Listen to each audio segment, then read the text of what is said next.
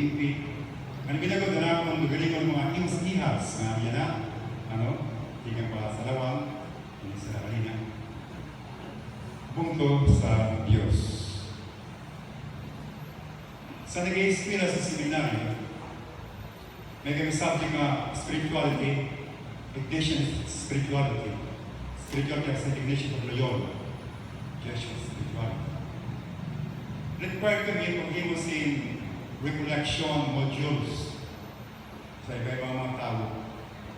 Sa ito, para sa mga high school students. Ang ahimo, magat nga module, God's love. Nga dapat ang module, sabihin naman sa teacher ng pali, para pumaran, para pwede na naman ihatag sa mga high school students. Purpose. So, alam ko ang God's love.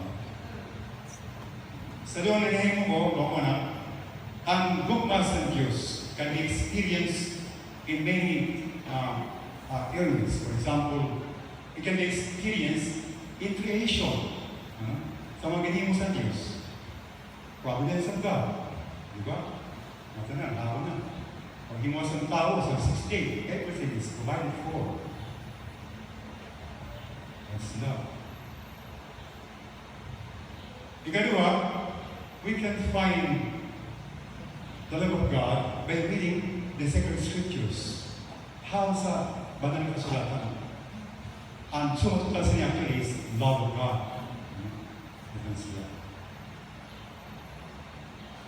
But then we can also experience the love of God in our daily life experiences. Life experiences sa ating bukas ng Diyos. May kapasitwasyon na masama, nag-aaraway, nagugulog lang, and then God intervened. Nabuhos na biyak. Maray na sa maraya na. Nagkapa-experience in halos wala ka na pagdaon ng puta. Kami niya magugulog lang. Nasa ikay sakit. Wala na pang problema. Natawa si Giyapon. Kung simple ang ginawa, nag-dreher, ang ginawa, nag-protect ka sa imo, ang ginawa, nag-alsa sa imo, ang ginawa, gagawin sa kasuna, sa ito nagpanggan ka, kasulong pa sa kalimutan, kabugat pa. Ito na kaya. It's talaga sa Ginoo. In our human experiences, we can find the love of God for us. Unfortunately, hindi ka talaga nakakahatag sa panahon para matay niya ang mga mapagtanto, mapamalando, mapalido, mapalubot. Kaya dahil kita kulang sa panahon sa pagminaw, sa pangati. Ang gumas ng Diyos, how and what sa atong human relationships. Parents, tatay, si nanay, si papa, si mama, si mama, si dami. Siblings, si ate, si kuya, si ate, si uncle, si lolo, si lola. Relatives, friends, the people who love us. How is ito nga yung bukas ng Diyos? Human experiences are being used by God, relationships, para kita umabat sa kanyang bugma.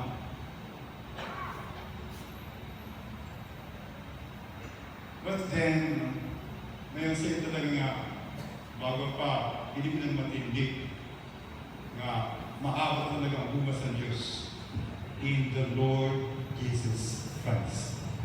Sa kanyang talaga. Siya.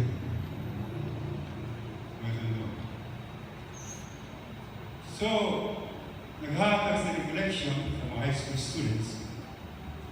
And then, next time, nilinaw na ako ito ang module. So it's talking about the love of God in creation, okay na? In scriptures, nagamit dahil sa interpretations, chapter verses, ng mga love of God, mga linya. And then, human experience. Kinakay kayo. Ang posibleng experience sa kabataan, pinapalutaw. Usually sa balay ng connection sa katana, ang problema. Narabuk ko, may pinagulit. Kagana, si Ubus. and then human relationships. Sometimes na dalawa, nasa lima pa, dalawa close sa kanya, sa kanyang luto. Intapi ko siya, di ba, ang shoulder. Ata, nakakabatiyak sa nagtatamis. Nagtatamis ng bata. Nagabakot, nabarakak. I was trying to call kung kaya may school nurse, di ba may school nurse? Tawagan niyo. Sa ito yung sitwasyon, karagtuman niya kanyang tulong magkasantayan, naghuling kanya, someone helped with his hand, dinuwal sa kanya, ginakupan siya sa buto, yung kanya, gupay-payan siya. Salamat sa Diyos, kinamaka. Salamat sa Diyos. Sharing time. May background news is mental. Siya nag-share. Hindi pala siya, ang kanyang papa, negosyante. Pwede sa gawas. Dahil pinakad daw, pag nauli, turog na siya. Pag mamatay niya, hindi ka na kanyang papa. Ang tugon, ato sa refrigerator, sa pagkakaw, sa basement, may treatment ka. Alawan sa mga problema. Sadat sa pagmamahal ng isang ama at ng bata. Sa embrace, sa touch. That simple touch of the shoulder of the kid made him cry. Grabe yun. Ang pagiginahan na niya sa bata, isang gugma sa kanya amay. May kwarta, pero makakapalit ka ba sa pagigugma? Can you buy love? Especially the love of God? Of course not. Kaya gugma, regalo ito ang freely given by God para sa atin. Wala gusto nga nito, amay meron ito lang. Dapat na, taban na. Sinners kita. Pero mag-iiwas ang dito sa atin. Ang gugma sa Diyos. Di kita makaklaim. Natanong halos sa akong pinabuhi. Everything in our lives comes from God. But the moment that we rise up, saga, nakakapukos sa mga mata, nakakatublig, nakakatubos sa nakakasira kita, pagtarang ko sa bala, sa pangawanan, nakasatrabaho, everything in us is a gift from God.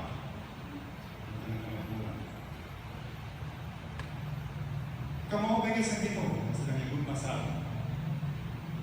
Doon sa mga magbasa, masabdanin natin ang tumatukuran. Ang amay, ang kanya talaga gugma, concerned with salvation of humanity. Kaya nagkaroon nakasalaan na. Bisa ng kanyang kalugaringon, hindi siya pa makatalawas. The time to send the Son to earth has come. Panahon na, may tunduan nga niya, dito ka din, Din pag-arasan Diyos sa kalibutan ng kaibuktong anak. Basta magpamela kita kinabuhi, pinag sa iya. Because all humanity is dead because of sin. Patay na. Ito na love the Father. Kung sa kanyang concern sa salvation sa katawan, yan padala niya ang kanyang buktong anak. From the beginning, nakadana sila. Kung maalam na kita kita sa clear words sa Biblia, in the first book, the Bible, Genesis, first day, second day, third, fourth, fifth day of creation, but it was talking as monologue sa kanila kalagaling may aga kapawa. Pinakita ang kapawa na hindi ang Diyos kanila kita. Bitoon, sudang, ang adlaw, ang bulan, ang pakilan. Tuna, mga kahayupan, mga tanong, ang dagat, isdaan, hindi ang Diyos kanila kita.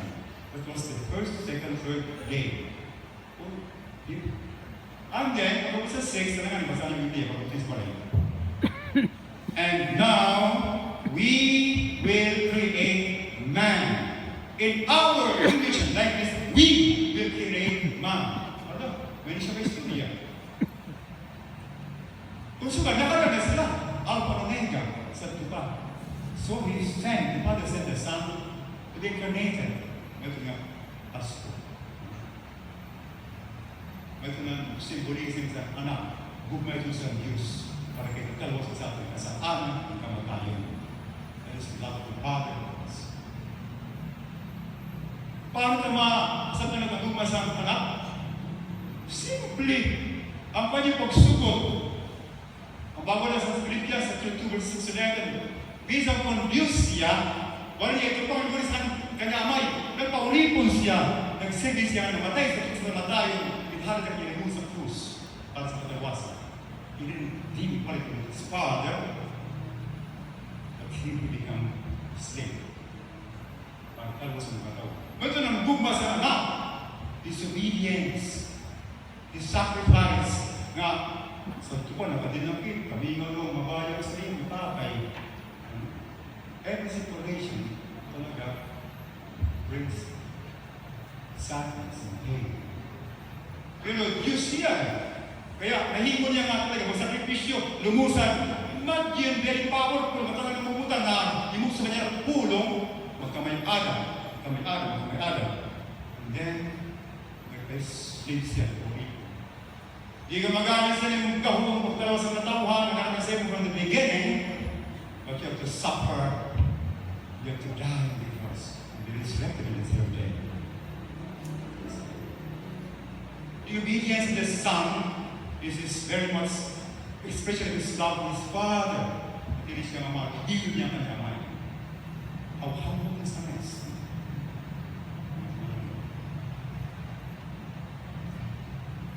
Ang kanyang sakripisyo naman, ito lang ang gugma niya sa katawan. Imagine power for niya to stay in the womb of Mary for 9 months sa kasirong.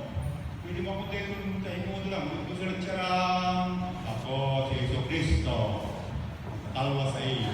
Pwede mo punta niya. Wala. Hindi mo niya subok sa kanyamay. You will not use your power. That was in you from the beginning. Nakadasay mo. Himuon mo yun. Magdala sa katawan. Pinig sa pagsakit. Kamatayan sa krus. Pwede mo mabanho ka. For your obedience. Grabe ang gumala sa nakay. Grabe ang gumala sa nanak. Ano? Kaya naman, kung naman kung amay, morat ang anak. Sa gospel. Di ba? Imagine 5,000 men, excluding women and children, hungry na sila. Pero yung sa kanya, wala sa niya, pinwali sa kanya, wala kang papapalitan. 200% na, kwarta hindi. May pakamdong pagkaw, yan hindi malang tinapay, nagawang isda. Ang kanyang concern, maliit naman raptay, ay wala kang papapalitan. So he has to feed them, after teaching them. Yung tutuwa niya, mga hindi nangunguli, kaya kapag siguro, pag problemado sila, mga problema, salamat sa Diyos, sa Kristo. Pagkakaroon sa kalibuhin, mas sila nagsusunak, nagahanya. Pagkakaroon sa kalibuhin, wala kaya. Inspirado na, nagagaan, nag-inspira sila. Kung sila mabiluon, kung pinaman nila ng iso talaga, nag-ilipay sila, nag-ilipay sila. So, they kept on hearing what was being proclaimed by Jesus. Everywhere he went, to sila.